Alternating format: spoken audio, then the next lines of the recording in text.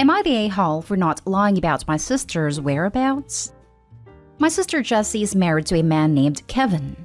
I have no idea what's going on in their marriage, but Jessie once used me to lie to her husband that she was over at my place when she wasn't. I hated lying to him, and I told Jessie to never put me in that position ever again. A while ago, Kevin called me late at night, asking if Jessie was over at my place because she claimed we were having a girls' night out.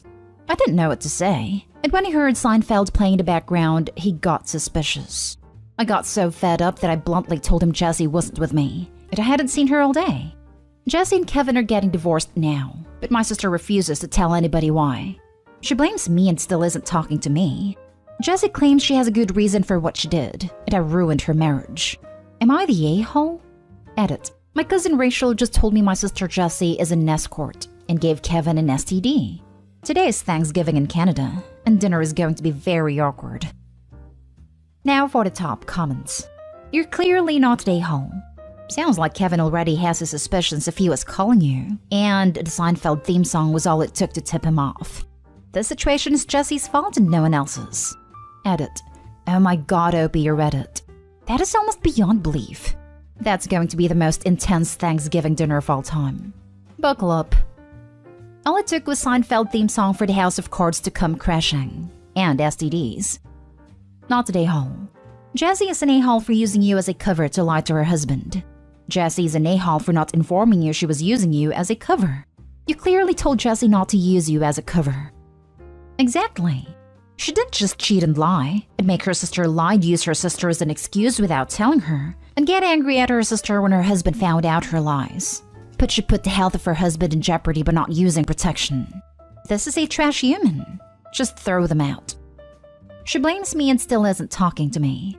Well, gee, all you did was tell the truth, that you hadn't seen her. You already told her you didn't want to lie to cover her affair. I think we can probably infer that's what was happening here. And she didn't even pay attention to that. Just used you as a cover without even telling you? She can go pound sand. Not the a-hole. She wasn't just cheating. She was moonlighting as an escort and gave Kevin an STD. If I were Opie, I would be thrilled she isn't talking to me. Next story. Am I the a-hole for not wanting my mother-in-law to be involved in my pregnancy after the stuff she said to me? Background. I lost my husband to a drunk driver 3 months ago. Ironically, we were on our way to visit his parents to tell them about my pregnancy when the accident happened. I somehow got away with just a permanent scar on my forehead while he died in a hospital 8 hours later. We were able to talk to him some hours before he passed away, and it was not pleasant. My sister-in-law, my late husband's 2 best friends, and his cousin have been really helpful through these times. Sister-in-law has come to stay with me indefinitely, and her husband has been understanding. His best friends both keep dropping by to check on me, and so does his cousin. I never got to announce my pregnancy to anyone. I just couldn't get myself to. The only people to know are the 4 above-mentioned people, and they decided it would be best if I announce it myself when I'm ready. The thing is, my mother-in-law has not been her pleasant self around me. She hates me for being the one that survived instead of her son, and I feel it too. She started accusing me of having an affair with his best friend because he came over too much. Then she accused me of hooking up with his cousin. She even accused me of sleeping with his sister, since she's been at my house so much. We're both straight women who lost someone close to us, and we decided to ban her from visiting me. Some days ago, I finally felt strong enough to announce pregnancy. I individually called up all the close family. Mother-in-law got really excited and all about the baby and asked me when she could come over to help me through my first pregnancy. I lost it and told her she didn't need to be involved with me at all and hung up. This has stirred up many problems in the family, and my resolve might be weakening. I don't want her and her snarky remarks around me during my pregnancy, and I have kept it as brief and to the point as possible. Not the a-hole. I am so very sorry for your loss. She needs to see a grief counselor, then apologize to you.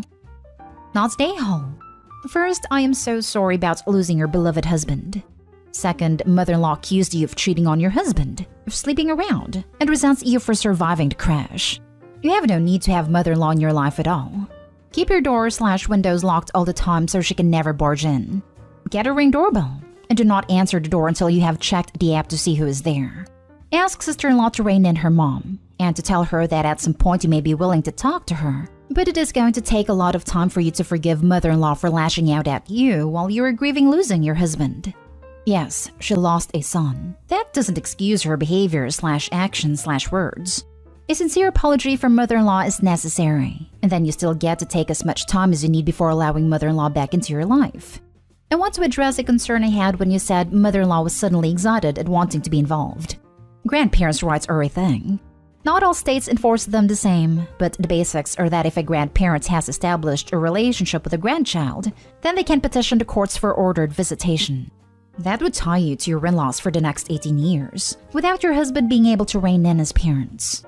I don't know what kind of a relationship you had with your in-laws prior to the accident. Just be aware that any kind of pattern visitation you allow could be used against you. So letting in-laws visit every weekend? No. Letting in-laws have alone time with the little one? No. Bring little one over for dinner every Sunday? No. No pattern. All visitation needs to be very random and very spaced out. 2 hours on a Sunday, 3 weeks later a lunch on Wednesday, and then 1.5 months after a meetup at a restaurant. Next story is titled, Am I the a-hole for telling my boyfriend I didn't want to spend time with his family after they tried to make me prove I was good enough for him? I went to meet my boyfriend's family for the first time, and it was a weird vibe. First, his brother, who is in a similar field of work, started quizzing me on my work like it was a job interview. I ended up joking that I don't talk shop unless I'm getting paid for it after that went on for a while. He asked me kinda rudely if I just got into that field to meet a wealthy man. My boyfriend and his family are wealthy, so I said that I was in it to out-earn the wealthy man. Another joke, or half-joke at least. I like my financial independence. Next, his cousins asked me if I was a workaholic, like some ex of some guy in the family who was never home and never did her household chores. I said, nah, I'm out of work at 5 on the dot. I care a lot about a good work-life balance. Then they were saying I was such a millennial, which I don't know what they meant by that. There was more, but overall it felt like a job interview, or an interrogation rather than a social event. It felt like I was being asked questions and set up to be judged. I left early after a conversation with his mom who was asking me about my homemaking skills, and not really liking my answer that my boyfriend is the better cook. And before I met him, I was eating too much takeout, but he's teaching me to cook. His mom made a comment about how in her day, women brought something special to the table. I kinda tried to play it off as a joke, saying that I'd bring him beer, but it really didn't land. Anyway, I headed out early and he stayed that night, but as soon as he left too, he wanted to talk about why I had dipped super early. I said I felt like I was being interviewed for a job of being good wifey, instead of just meeting people socially. And I feel like that's not something I enjoy. I like hanging out with people who are chill and accepting. He said it felt like they were just being protective and tried to make sure he was ending up with a good partner, and they meant well. And they are like that whenever a new partner gets introduced, but they warm up to people quick. That every woman in the family had been questioned a bit and bond over it later on. I said I already know I'm a catch, and honestly, they were disrespecting us both. Me by making judgy comments, and him by not trusting him to pick a good partner himself. I said that I didn't feel like going for Thanksgiving or Christmas anymore, unless some people apologized and agreed to not do this weird hazing stuff again. He said that he felt I was being unreasonable, that I should give them another chance at Thanksgiving. I feel like he's being insensitive and pushing me to go somewhere I'm not respected, again. Am I the a-hole for telling my boyfriend I don't want to go to his family's holidays after they met me, and it felt like they questioned my worth for hours? Not the a-hole. However, well, I would consider giving the family a second chance if you are serious about the partner as being able to socialize with them would make life a lot easier. Do not go at Thanksgiving or Christmas. That is a terrible idea. His family will probably be more entrenched in their ways and feeling possessive.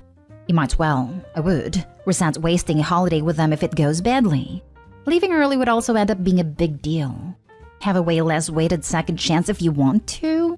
I would not, because they sound generally sexist, as well as specifically mean.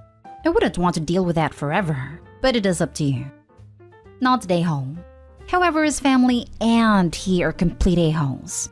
His reaction is a look into your future if you tolerate that BS from them, and from him. A lot of them clearly feel superior to not only you, but anyone who wasn't born to their tax bracket. It's not wise to ignore such blatant harbingers of relationship inequity and ingrained disrespect. You can do much better. Not at all. And how horrible you had to fend off all their questions/hazing on your own. I hope your partner at least had your back on some of it. Also, you've now clearly stated you are uncomfortable with this kind of behavior, so your partner should be addressing his family that this hazing is no longer acceptable. The women bond over their hazing period? Brr, makes me cringe. I wouldn't go either. We ended up talking to different people all night, so he wasn't really aware until I was like, alright, I'm heading out, and he was surprised. Yeah, like this is some sorority girl crap. They should be more mature than that. Next story. Am I the a-hole for hiring security for my wedding? I'm 25 female and getting married to my fiancé, 26 male, next spring, if all goes well. My father's girlfriend and her 2 children, whom I have known since I was 9 years old, are not invited. I don't want to go into it all here, but I will say that my stepmother did things that I as an adult now consider to be abusive, including stealing my belongings, trying to get me diagnosed with disorders I didn't have, and going into rages with almost no provocation. When I was 16, I left my dad's house and cut off all contact with him for years. When my fiancé proposed, it struck me that I would have nobody to walk me down the aisle, so I reconnected with my father and began repairing my relationship with him. Unfortunately, his girlfriend and her kids were still in the picture, so I was polite to them and tried to only go see my dad when I knew they weren't around. A month or so ago, my stepmother walked in on me and my father while we were going over wedding plans, and she cheerfully mentioned that she hadn't gotten an invite yet, but she would like to RSVP, so we could set aside a vegetarian meal for her, which made things awkward because I hadn't sent her an invitation because I didn't want her to come, nor her kids. None of them had apologized for or even acknowledged my childhood, except my dad. I tried to give her the chance to, but she got very sulky with me and stormed off. I'm assuming so she could whine about me to her Facebook groups, seeing as that's what she always did when I pissed her off as a kid. A couple weeks ago, she sent me a message that just said, "Can't wait to see you on your big day."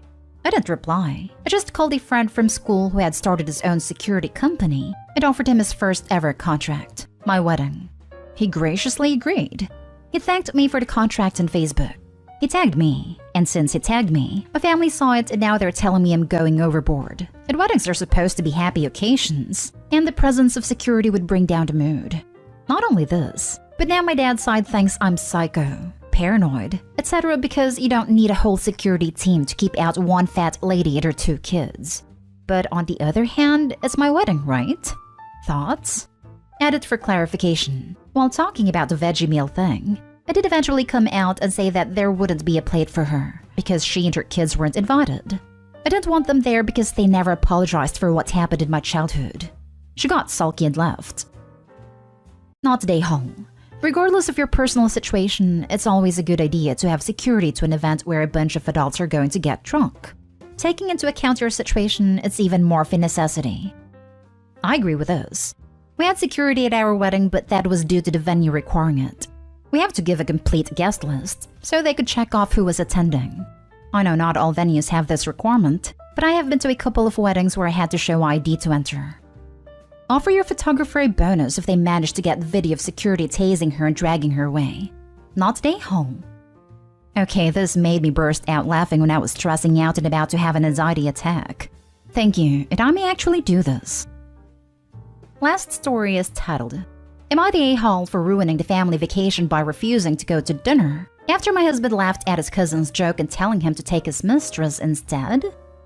I found out after we were already married that it's very common for the older generation of men in my husband's family to keep mistresses, as long as they're discreet about it and don't have any outside babies. We went on vacation with my husband's family, including his sister, cousins, and their spouses. My sister-in-law needed to get some new clothes because she was supposed to leave earlier than the rest of us, but decided to stay. While we were shopping, the shop assistant was flirting with my husband. His cousin James made jokes about adding her to my husband's collection of girls in every country, and how he always said a leopard never changes his spots, and that a new marriage couldn't stop my husband. My husband and his other male cousins thought it was the funniest thing ever. I didn't find it so funny, and neither did his sister, who told James to shut up. In the evening, we were supposed to go for dinner, and my husband noticed I wasn't getting ready, so he asked me to hurry up. I told him I didn't want to go. We had an argument where he was saying James was just joking. I told him I didn't find it funny, and he could take his mistress to dinner instead.